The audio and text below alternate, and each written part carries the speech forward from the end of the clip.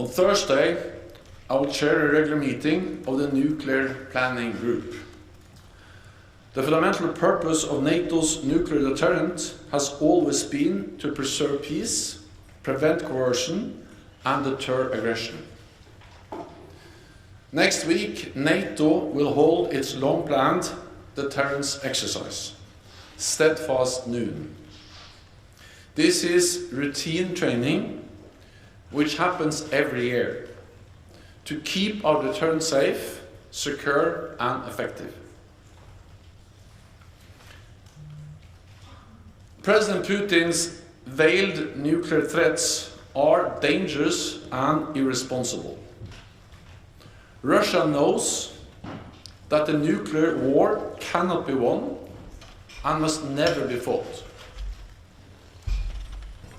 We are closely monitoring Russia's nuclear forces. We have not seen any changes in Russia's posture, but we remain vigilant. At the Madrid summit in June, NATO leaders decided a fundamental shift in our defense and deterrence to respond to the new security reality. We have doubled the number of NATO battle groups in the east of the alliance. They can be scaled up quickly to brigade size. We are also increasing the number of our high readiness forces. At this ministerial, we will take decisions to increase our stockpiles of munitions and equipment, to speed up the delivery of capabilities, and to use the NATO defense planning process to provide industry with the long-term demand they need to boost production. We will also address the protection of critical infrastructure. NATO has been working on this for many years, and following the sabotage of the Nord Stream pipelines, we have further enhanced our vigilance across all domains. We have doubled our presence in the Baltic and North Seas to over 30 ships, supported by maritime patrol aircraft and undersea capabilities. These efforts are closely coordinated by NATO's Maritime Command. Allies are also increasing security around key installations and stepping up intelligence and intelligence sharing. We will take further steps to strengthen our resilience and protect our critical infrastructure.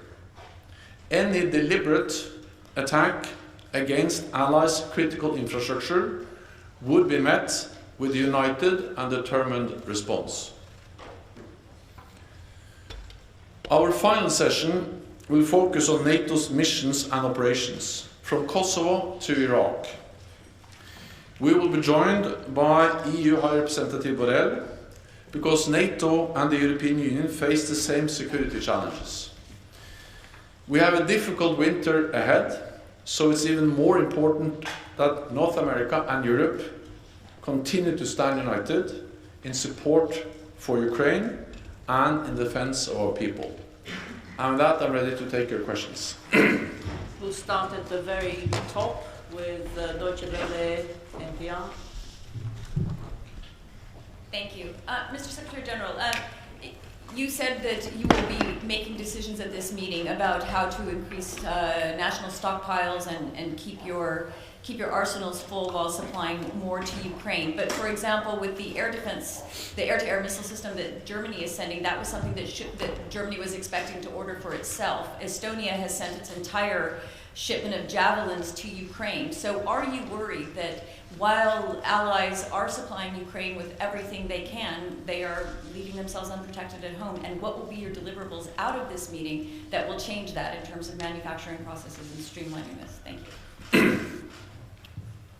So, NATO allies have provided unprecedented support to Ukraine with capabilities, weapons, ammunition, different types of military support. And that is something, of course, we welcome, and we have encouraged this from NATO ever since the invasion started. Actually, we did that before the invasion. We have to remember that NATO allies have provided support to Ukraine since 2014, including training tens of thousands of Ukrainian officers, soldiers, which are now playing a key role in the defense against the Russian aggression against Ukraine. But after the invasion, the allies stepped up. And of course, very much of the support that NATO allies have provided, the javelins, the air defense systems, the ammunition they have provided to Ukraine, that has been taken from existing stocks. So by doing that, they have reduced their stocks. But that has been the right thing to do.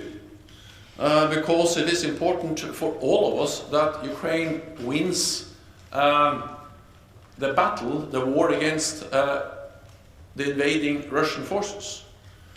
Because if Putin wins, that is not only a big defeat for the Ukrainians, but it will be defeat and dangerous for all of us, because it will make the world more dangerous, and it will make us more vulnerable for further Russian aggression.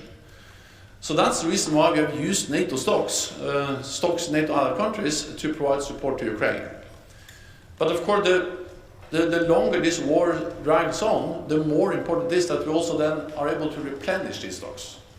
And that's exactly why we now are addressing how can we ramp up production, so we can produce more, both to replenish stocks, but also to continue to support Ukraine.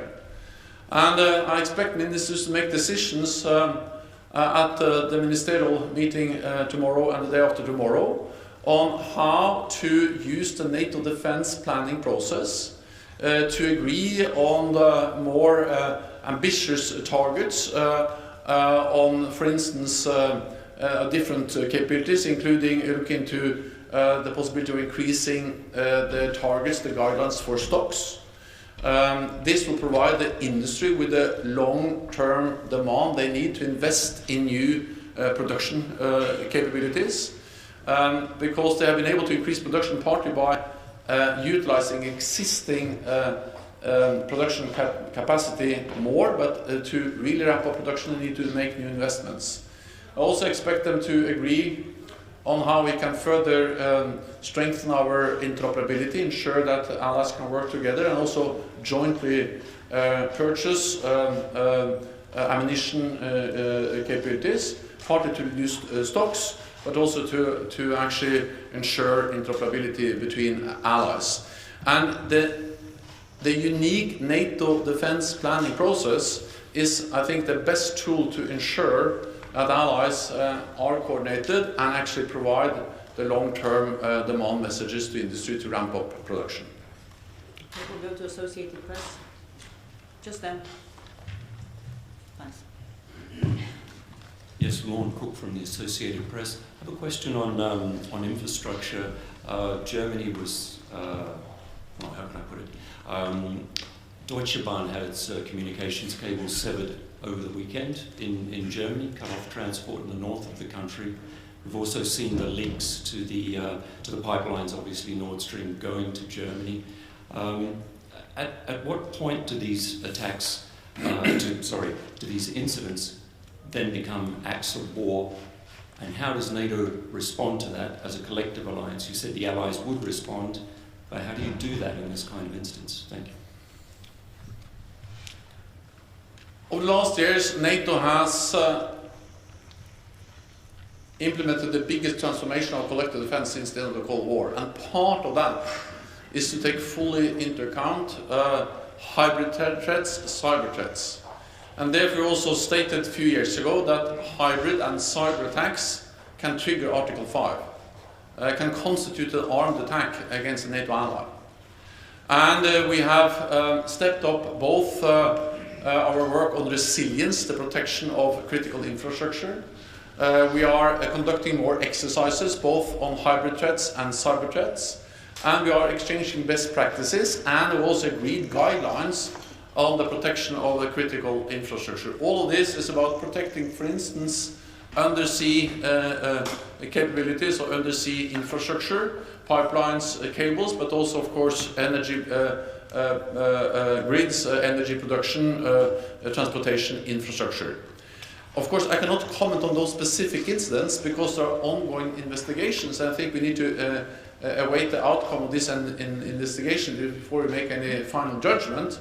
But in general, I can say that, of course, we are closely monitoring every incident that may constitute a hybrid or cyber attack against NATO allies, and we are ready to take the necessary measures if needed. Exactly what kind of measure depends on the nature of the attack, and we will never give our potential adversaries the privilege of defining exactly where the threshold for Article 5 goes.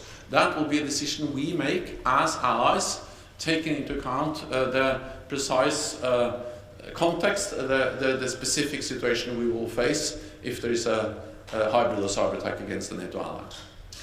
Interfax Ukraine, lady in the middle there.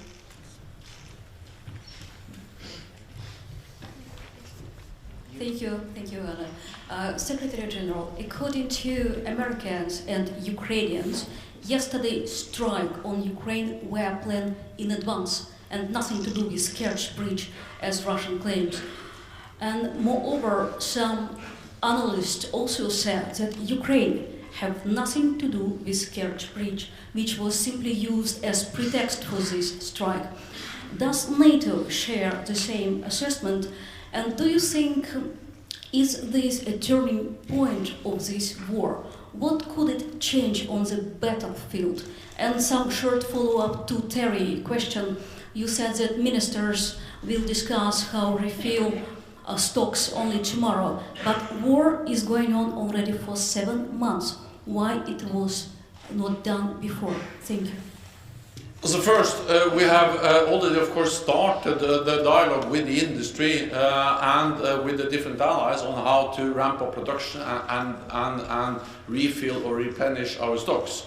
We had a meeting of the NATO armament directors a couple of weeks ago here in NATO, so this is an ongoing work. But when all the ministers meet tomorrow, of course, that provides an excellent opportunity to take stock of what we have achieved, how far we have been able to move on ramping of production, but also then to make new decisions on how to further ensure that we are not only digging into existing stocks to provide support to Ukraine, but actually also able to ramp up production. And we need to ramp up production of ammunition and weapons to both ensure the deterrence and defense of our own allies, NATO allies, but also to have enough to continue for the long haul to provide support to Ukraine. But just to prevent any misunderstanding, this work doesn't start now. It has been going on for some time, but of course the longer the war in Ukraine continues, this work on with the industry becomes more and more important because then they need the decisions, they need the NATO defense planning process, decisions, capability targets, to be sure that actually they can make the necessary investments to be able to produce more. Then if the question was about how the attacks yesterday will change the situation on the battlefield, I think what we saw yesterday is actually a sign of weakness. Because the reality is that they are not able to make progress on the battlefield. Russia is actually losing on the battlefield. They are giving up territory because they don't have the capabilities to stop the Ukrainian forces making advances. So the way they are able to then respond is by indiscriminate attacks on Ukrainian cities, hitting civilians, critical infrastructure, and of course this causes suffering, damage on Ukraine, but in many ways it actually reflects the lack of alternatives for President Putin. They are losing ground, they have lost the momentum, and then they had to revert to missile strikes and air strikes in the way we saw yesterday and actually also today. Then the first question I will... It was that this attack was planned in advance. Yeah, well, so Russia has conducted the similar attacks earlier in the war. We have seen, of course, there is some time since we have seen similar attacks against Kiev and some of the cities in the western part of the country, but we have seen attacks against cities in Kherson, in Zaporizhzhia, in other parts of Ukraine actually quite regularly. So they have these capabilities. Exactly when these attacks were planned, I'm not going into, but the reality is that it doesn't change the nature of the attack. These are attacks against cities, civilians are killed, civilian infrastructure is targeted, and this is unacceptable, and this is something which goes against the international law. Financial Times. Henry Foy, Financial Times, thank you so much for the question. I want to ask about the nuclear exercises. Was there any discussion amongst the 30 allies whether this was such a good idea to practice flying nuclear weapons around, given the heightened threats from Russia and the potential for miscalculation or misunderstanding? And secondly, will this year's exercise be different to previous years given the context, which of course is incredibly important here? And I'm aware that it's an annual exercise, it's routine, so that's all understood, but I'm asking about whether or not there was a discussion inside the alliance about whether now was really the right time to do this. Thank you. Now is the right time to be firm and to be clear that NATO is there to protect and defend all allies. And this is a long time planned exercise, actually planned before the invasion of Ukraine. It's a routine exercise, and it's an exercise to ensure that our nuclear deterrent remains safe, secure and effective. I visited this exercise a few years ago.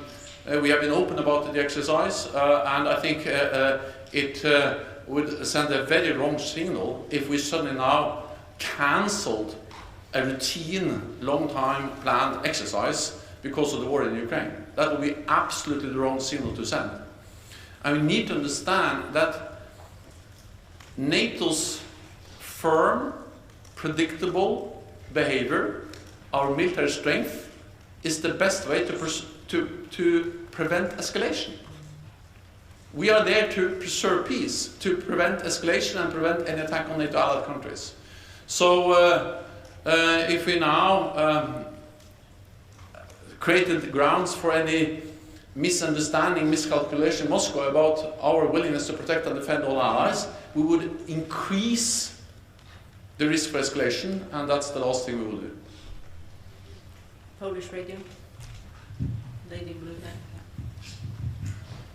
Thank you, Anna Wata, Polska Polish Radio, public broadcaster. Secretary-General, there are some suggestions from various politicians from various member states that in the light of yesterday's and today's attacks on the critical infrastructure, civilian infrastructure, killing civilians, it's high time to call Russia as a terrorist state. Will you call Russia as a state that sponsors terrorism? And the second question, there are also suggestions to call the summit on the level of the leaders of NATO.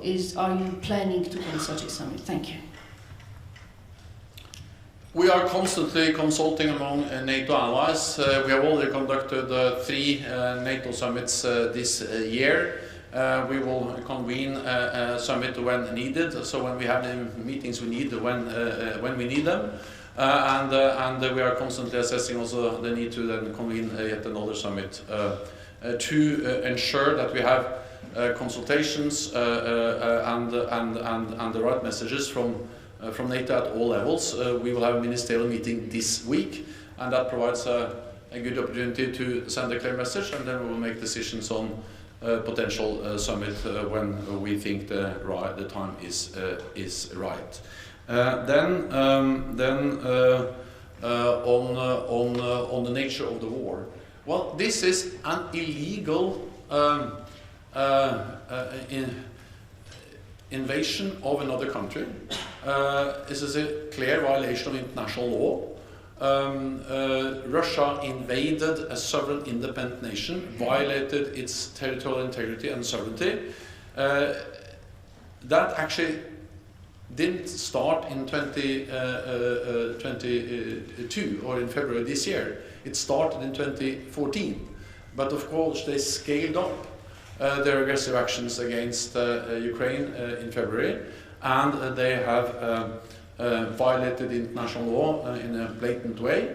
And we've also seen horrendous and horrific attacks against civilians. We have seen the reports from Bucha, from many other places in Ukraine. And the important thing now is that all facts are made available. that we have thorough investigations. NATO allies support the ongoing investigations, and that those responsible are held accountable for these atrocities.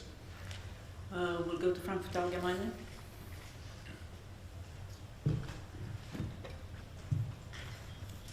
Thanks a lot. Thomas Guschka, Frankfurt Allgemeine Zeitung. Secretary-General, two questions. The first one, is the bridge across the Straits of Kerch a legitimate military target in your view?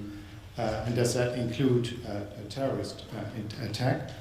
And the second question, when you speak about stepping up support to Ukraine, you mention air defense system. Which other systems or types of weapons does Ukraine need now that it has not received yet to cope with their situation? Thank you. Ukraine needs a wide range of different systems, and that is, of course, a lot of lethal weapons, artillery, armored vehicles, air defense systems, and many other anti-tank weapons, but also, of course, non-lethal support, fuel, and winter clothing, and communications systems, and a lot of different types of support. And that is the reason why it is also so useful to meet, because when we meet tomorrow in the US-led contact group for Ukraine, but also at the NATO Defense Ministerial meeting with Defense Minister Resnikov, we have the best possible opportunity to go into details, to discuss different lists and match these lists of needs from Ukraine with what NATO allies and partners are able to provide, and that is what has been going on in this framework for now several months, and also the reason why we have been able to mobilize so much support from NATO allies and partners. There is an urgent need for air defense, but of course also many other capabilities, precision guided ammunition, HIMARS, and other advanced modern NATO standard systems. And we see that they're making a difference, and we see that Ukrainian soldiers are able to utilize these modern systems in a very effective way, making gains on the battlefield. Then it's not only a question of adding more and different systems. It's also to ensure that we have the fuel, the ammunition to existing systems. So since the war is continuing, logistics, resupplies of spare parts, ammunition, fuel to systems we have already delivered becomes more and more important.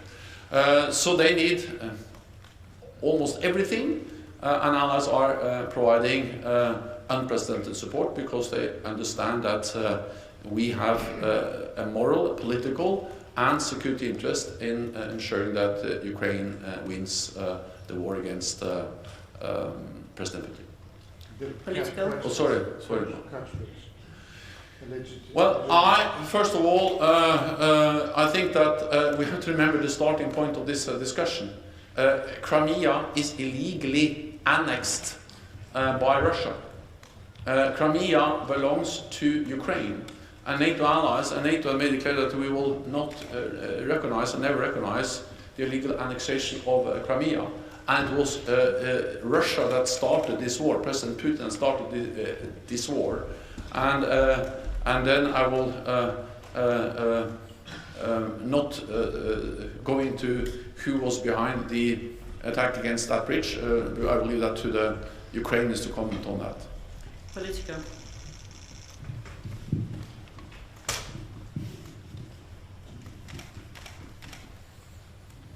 Thank you very much, Lily from Politico. I have two brief questions. Going back to the issue of air defense, in the coming weeks, so in the short term, do you believe that NATO allies have the capacity to provide Ukraine with all the air defense systems that Kyiv is asking for? Are you expecting any further announcements in the coming days? And the second question is more looking toward the future. Given the domestic pressures in Russia, what kind of planning is there at NATO for the possibility of President Putin leaving office and the destabilization that might follow? Is this something you are discussing? Thank you. Just over the last days, we have had two new announcements from NATO allies, from Germany and the United States, to provide more advanced air defense systems. The Germans announced it yesterday, and we welcome, of course, that. And the United States has announced further delivery, and we know also that they have announced that they are also ready to provide and deliver NASAMS, which are actually one of the many advanced systems that Ukraine has received over the last months. And again, we need more. And we need also more ammunition to these systems, and I welcome that allies are doing that. These air defense systems are making a difference because many of the incoming missiles were actually shot down by Ukrainian air defense systems provided by NATO allies. But of course, as long as not all of them are shot down, of course there is a need for more. And therefore we are going to address at the meeting this week, tomorrow, with Defense Minister Resnikov, what type and how can we ensure not only the delivery of the systems as soon as possible, but also training, spare parts, and ammunition to their air defense capabilities. Then it was one more question. Sorry. First of all, I think that we just have to be prepared for long haul. I will be careful speculating too much about the domestic political situation in Russia. Regardless of what different analysis may indicate, I think what we need to do at NATO is to be prepared for all eventualities, and when it comes to Ukraine, be prepared to continue to support them. Nezávislý.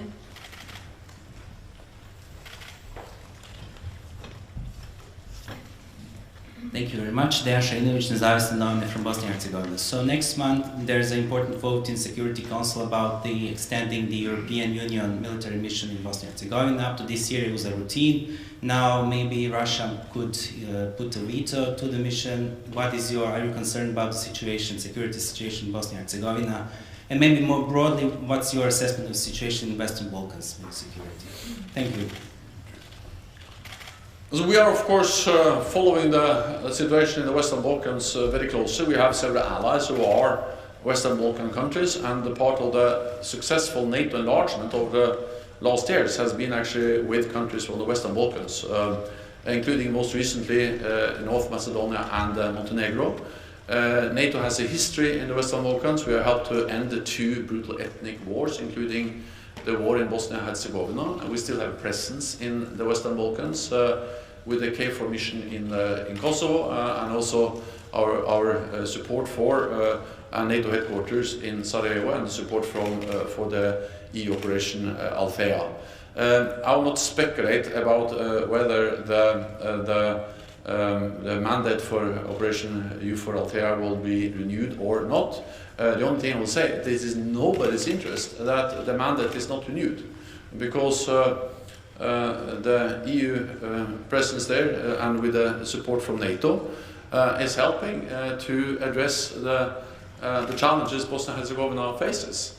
And of course there are many concerns and many challenges we all face, but if we reduce the international presence of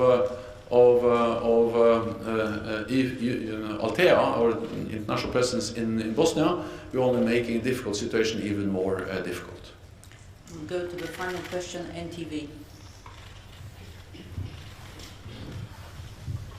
Yes, it's Guli from NTV Turkey. Secretary General, there is a growing rhetoric, a nuclear rhetoric, banalization of the nuclear rhetoric in Moscow, and NATO is assessing the nuclear situation in Russia. So therefore, I have two short questions. First is, what is your assessment about the nuclear risk? Is it true or not? And second, should this risk increase, are you ready to either warn the citizen and do the necessary to reassure the public opinion on that? Thank you. NATO is prepared for any threat, any attack against any NATO ally. And that's the reason why we have NATO, to be able to deter also nuclear threats. And this was important before the invasion of Ukraine. It has become even more important after. Not least in light of the nuclear rhetoric from President Putin and from Russia. This nuclear rhetoric, or veiled threats, are dangerous and reckless. Russia knows that the nuclear war cannot be won and must never be fought. And we have also conveyed clearly to Russia that it will have severe consequences if they use nuclear weapons in any way, including low-yield nuclear weapons in Ukraine. Then, by ensuring that we have credible deterrence and defense, we are helping to reduce the risk of escalation. And therefore it is so important that since 2014 we have implemented the biggest reinforcement of our collective defense since the end of the Cold War. So we were prepared when Russia invaded Ukraine in February. And since then we have further stepped up, increased our presence in the eastern part of the alliance. We activated our defense plans the morning of the invasion, and we made decisions in Madrid in June to further strengthen our collective defense. The purpose of this is to prevent war, preserve peace, and including prevent any use of nuclear weapons. Thank you very much. This concludes this presentation. Thank you.